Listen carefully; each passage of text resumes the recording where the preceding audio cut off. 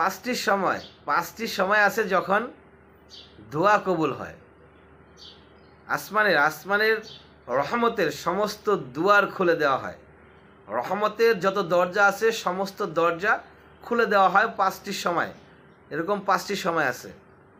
আমরা যদি সেই সময়গুলো খুঁজে খুঁজে বের করে আমরা দোয়া করতে পারি, তাহলে আল্লাহ পাক আর কি সে দোয়া ফেরত দিবেন? কারণ আল্লাহ পাক দোয়া কবুলের জন্য, আমাদের চাওয়াগুলোকে পূরণ করার জন্য, আমাদের আশাগুলোকে পূরণ করার জন্য সকল দরজা খুলে দিয়েছেন। যে তোমাদের কি লাগবে বলো, আমি দিচ্ছি। ওই সময় যদি আমরা চাইতে পারি তাহলে তো কাজ হয়ে যাবে। তার ভিতরে নাম্বার ওয়ান হচ্ছে জোহরের ওয়াক্ত। জোহর নামাজের ওয়াক্ত যখন শুরু হয়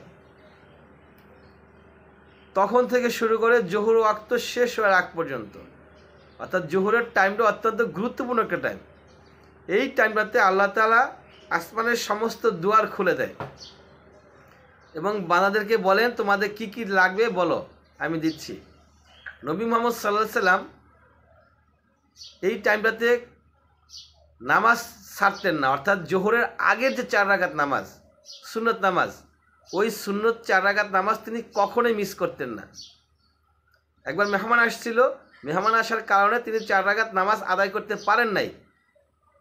জামাতের সময় হয়ে গেছে, জামাতের নামাজ আদায় করলো এবং পরবর্তীতে তিনি সেই 4 রাকাত নামাজ আবার আদায় করে নিলেন। সাহাবীরা জিজ্ঞেস করলেন, হে আল্লাহর নবী, এই নামাজটাকে আপনি এতটা ইম্পর্টেন্ট কেন মনে করেন, এতটা গুরুত্ব কেন মনে করলেন? তখন আল্লাহ নবী বলছেন, এই টাইমটাতে আল্লাহ পাক রহমতের সমস্ত দরজা খুলে দেয়। তো আমি চাই যে যখন রহমতের দরজা খোলা হয় তখন আমার জন্য আমল নামা আল্লাহর কাছে পৌঁছায়। সেজন্য আমি এই টাইমে চেষ্টা করি নামাজ আদায় করার জন্য, এবং আমরাও আদায় করব এবং আমরা আমাদের দোয়াগুলো পেশ করব, আমাদের যা চাওয়া আছে। 2 নম্বর হচ্ছে আজানের পর, যখন আজান হয় যে কোনো ওয়াক্তে যখন আজান হয়, আজানের পর থেকে আকামতের আগ পর্যন্ত, অর্থাৎ জামাত দাঁড়ানোর আগ পর্যন্ত যে 15 মিনিট 20 মিনিট বা আধা ঘন্টার সময় থাকে, এই সময়টা রহমতের সমস্ত দরজা খোলা থাকে।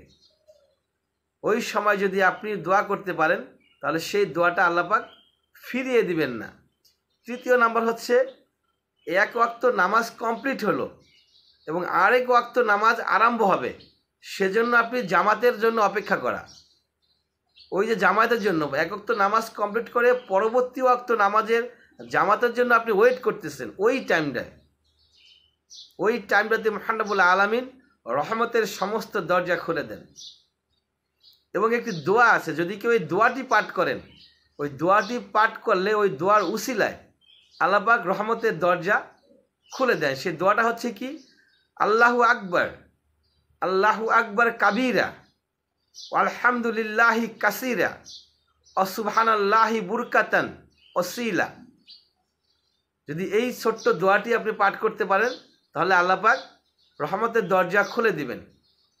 নবী মুহাম্মদ সাল্লাল্লাহু আলাইহি সাল্লাম একবার নামাজরত অবস্থায় ছিলেন, তখন পিছন থেকে কেউ একজন পাঠ করছিল আল্লাহু আকবার কাবীরা ও আলহামদুলিল্লাহি কাসীরা ও সুবহানাল্লাহি বুরকাতান ওসিলা।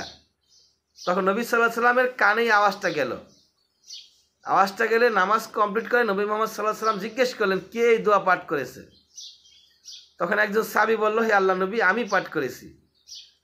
তখন নবী মুহাম্মদ সাল্লাল্লাহু আলাইহি সাল্লাম বললেন, তোমার এই দোয়ার উসিলায় আল্লাহ পাক রহমতের সমস্ত দরজা খুলে দিয়েছেন, এবং এই কথাটা জিবরাইল আলাইহিস সালাম আমাকে এসে জানিয়ে দিয়েছেন। তাহলে এই যে দোয়াটা, আমরা সবাই দোয়াটা বেশি থেকে বেশি পরিমাণে পড়ব। যখনই তো আল্লাহর কাছে দোয়া করব তখনই এই দোয়াটা আগে করে নিব। এবং সর্বশেষ